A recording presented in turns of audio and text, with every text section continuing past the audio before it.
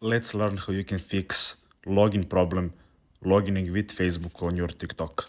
So let us start by opening our Facebook application. Here you want to go to menu in bottom right corner, then click on settings and privacy, and then click on settings.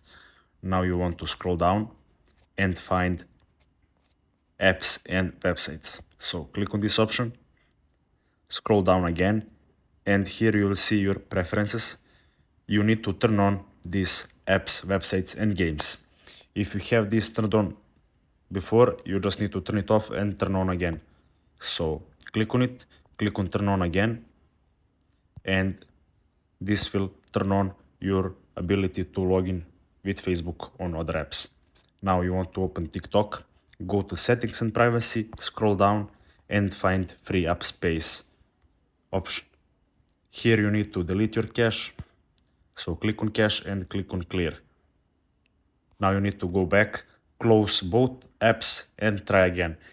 If it didn't work, you just need to update both of your apps, restart your phone and try again. It will fix your problem. So that's it. Thanks for watching and see you in the next video.